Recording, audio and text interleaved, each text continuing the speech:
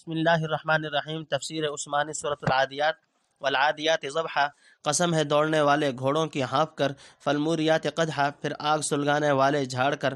Number 8 فالمغیرات صبحا، پھر غارت ڈالنے والے صبح کو۔ نمبر 9 فاثرن بہ نقوا، پھر اٹھانے والے اس میں گرد۔ نمبر 10 فوسطن بہ جمعا، پھر گھس جانے والے اس میں اس وقت فوج میں۔ نمبر 11 تفسیر۔ نمبر 8 دوڑنے والے قسموں کی قسم، گھوڑوں کی قسم، یعنی جو پتھر یا پتھریلی زمین پر ٹاپ مار کر آگ جھاڑتے ہیں۔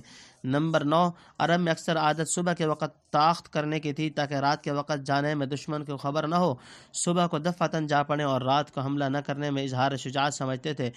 نمبر 10 یعنی ایسی تیزی اور قوت سے دوڑنے والے کہ صبح کے وقت جبکہ رات کی سردی اور شبنم کی رطوبت سے عموماً غبار دبا رہتا ہے، ان کے ٹاپوں سے اس وقت بھی بہت گرد و غبار اٹھتا ہے۔ نمبر 11 یعنی اس وقت بے خوف و خطر دشمن کی فوج میں جا گھستے ہیں۔ ان قسموں کی توضیح۔ تنبیہ، ممکن ہے کہ قسم کھانا گھوڑوں کے مقصود ہو جیسا کہ ظاہر ہے، اور ممکن ہے مجاہدین کے رسالہ کی قسم ہو۔ حضرت شاہ صاحب رحمۃ اللہ علیہ لکھتے ہیں کہ یہ جہاد والے سواروں کی قسم ہے، اس سے بڑا کون عمل ہوگا کہ اللہ کے کام پر اپنی جان دینے کو حاضر ہے۔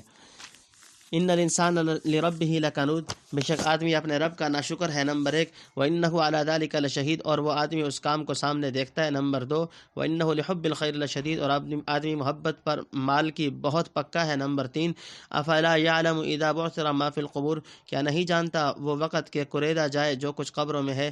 وحصل ما فی الصدور، اور تحقیق ہوئے جو کچھ کے جیوں میں ہے۔ نمبر 4 ان ربہم بہم یومئذ لخبیر، بے شک ان کے رب کو ان کی اس دن سب خبر ہے۔ نمبر 5 تفسیر۔ نمبر 1 انسان کے ناشکری یعنی جہاد کرنے والے سواروں کی اللہ کی راہ میں سرفروشی و جانثاری بتلاتی ہے کہ وفادار و شکر گزار بندے ایسے ہوتے ہیں جو آدمی اللہ کی دی ہوئی قوتوں کو اس کے راستے میں خرچ نہیں کرتا، وہ پرلے درجے کا ناشکر اور نالائق ہے۔ بلکہ غور کرو تو خود گھوڑا زبان حال سے شجاعت دے رہا ہے کہ جو لوگ مالک حقیقی کی دی ہوئی روزی کھاتے اور اس کی بے شمار نعمتوں سے شب و روز تمتع کرتے ہیں، پھر اس کے باوجود اس کی فرما برداری نہیں کرتے، وہ جانوروں سے زیادہ ذلیل و حقیر ہیں۔ ایک شائستہ گھوڑے کو مالک گھاس کے تن کی اور تھوڑا سا دانہ کھلاتا ہے، اور وہ اتنی سی تربیت پر اپنے مالک کی وفاداری میں جان لڑا دیتا ہے۔ جدھر سوار شاہ اشارہ کرتا ہے ادھر چلتا ہے، دوڑتا اور ہانپتا ہوا، ٹاپیں مارتا اور غبار اٹھاتا ہوا گھمسان کے مارکوں میں بے تکلف گھس جاتا ہے۔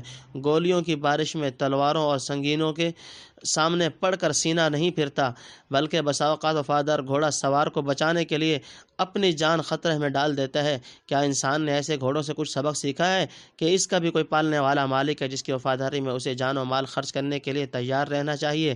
بے شک انسان بڑا ناشکر اور نالائق ہے کہ ایک گھوڑے بلکہ کتے کے برابر ہی وفاداری نہیں دکھلا سکتا۔ نمبر 2 خود انسان اس کا گواہ ہے، یعنی سرفروش مجاہدین کی اور ان کے گھوڑوں کی وفا شعاری اور شکر گزاری اس کی آنکھوں کے سامنے ہے، پھر بھی بے حیا ٹس سے مس نہیں ہوتا۔ تنبیہ، ترجمہ کی رعایت سے ہم نے یہ مطلب لکھا ہے، ورنہ اکثر مفسرین اس جملہ کا یہ مطلب لیتے ہیں کہ انسان خود اپنے ناشکری پر زبان حال سے گواہ ہے۔ ذرا اپنے ضمیر کی آواز کی طرف متوجہ ہو تو سن لے کہ اندر سے خود اس کا دل کہہ رہا ہے کہ تو بڑا ناشکرا ہے۔ بعض سلف نے انہو کی ضمیر رب کی طرف لوٹائی ہے، یعنی اس کا رب اس کی ناسپاسی اور کفران نعمت کو دیکھ رہا ہے۔ نمبر 3 انسان میں مال کی محبت شدید ہے، یعنی حرص و طمع اور بخل و امساک نے اس کو اندھا بنا رکھا ہے۔